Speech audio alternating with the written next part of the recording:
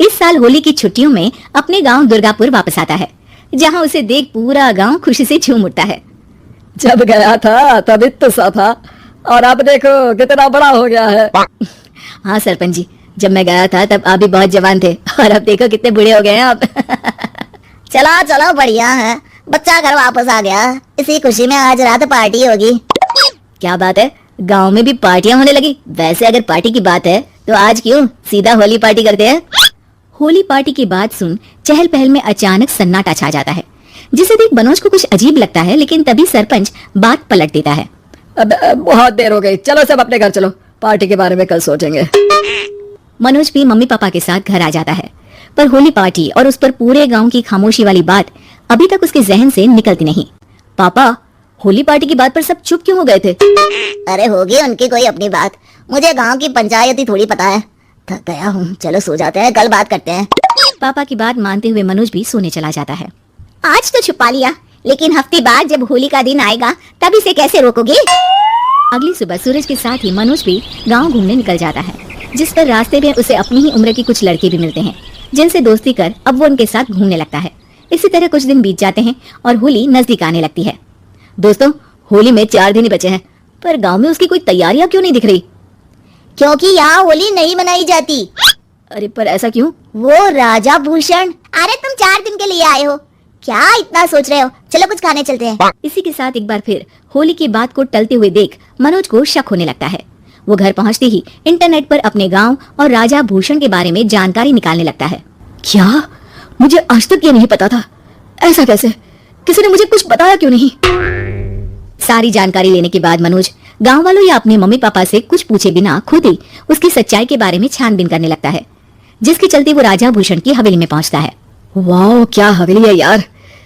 पर क्या यहाँ सच में कोई भूत है? हेलो भूत जी, कोई है क्या? हम इस साल गांव में होली सेलिब्रेट कर रहे हैं, क्या आप उस पर थोड़ा इंटरव्यू देंगे? मनोज के ऐसा बोलते ही गांव में तूफान उठ जाता है और हवेली में रखी सारी चीजें हिलने लगती है।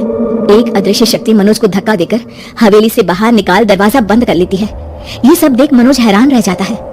क्या अभी मुझे हवा ने धक्का देकर बाहर निकाल दिया? मेरे होते हुए इस गांव में कभी होली नहीं बन सकती, इसलिए दोबारा ऐसी कोशिश भी मत करना, अंजाम बुरा होगा। आवाज सुन मनोज हैरानी से इधर उधर देखने लगता है, पर उसे कोई दिखाई नहीं देता। वो गांव वापस आ जाता है, जहां तूफान की वजह से सब कुछ तहस महस हो चुका होता है। आखिर ये तूफान आया कैसे? ना ऐसा कोई मौसम था और ना ही हमने होली का त्योहार मनाने की बात की थी। सरपंच की बात पर कोई रिएक्शन दिए बिना मनोज चुपचाप अपने घर चला जाता है। इस तरह देखते ही देखते होली का दिन भी आ जाता है और मनोज रंग लेकर गांव में निकल जाता है, लेकिन गांव पूरी तरह खाली होता है।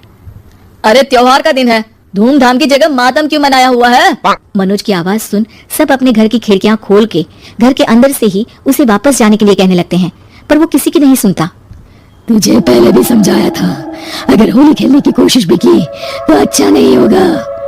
अरे बात मान लो बेटा, तुम्हें सच नहीं पता। मुझे सब पता है। सालों पहले इस राजा ने एक अंधविश्वास फैलाया और आप लोग आज तक उसे मानते आ रहे हो। अरे बेटा, जब तुम पैदा भी नहीं हुए थे उससे भी बहुत पहले से इस गांव पर होली का श्राप है। अगर गांव में होली का त्योहार मनाया जाता है तो प्रलय आना पक्की बात होती है। राजा भूषण इस सब में नहीं मानते थे और त्योहार मनाने लगे, जिसके चलते होली वाले ही दिन पहले उनके बेटे की और फिर उनकी मृत्यु हो गई। तभी से गांव की रक्षा के लिए उनकी आत्मा उस हवेली में रह रही है। सबकी बातें सुन मनोज उलझन में पड़ जाता है। सोचना भी मत मनोज, अगर तुमने इस परंपरा को तोड़ने की कोशिश भी की तो उसका परिणाम इस गांव और गांव के लोगों के लिए अच्छा नहीं होगा। मुझे भी यकीन नहीं हो रहा कि आप लोग एक बेतुकी बात को मानकर सालों से रंगों के त्योहार को मातम की तरह मनाते आ रहे हो।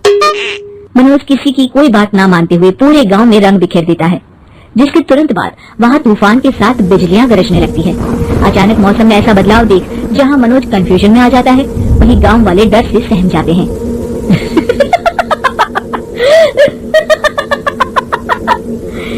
इस लड़के ने हमारे जैसे सिर्फ अपने स्वार्थ के लिए नहीं बल्कि पूरे गांव की खुशियों के लिए यहाँ होली मनाई है, जिस वजह से अब इस गांव पर होली का श्राप टूटता है।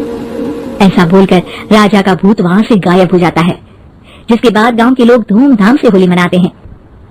खुशियों के रंग गांव में बिखरे ही होते हैं कि अगली सुबह अचानक मनोज कहीं गायब हो जाता है और एक बार फिर गांव में होली का नया राज शुरू हो जाता है।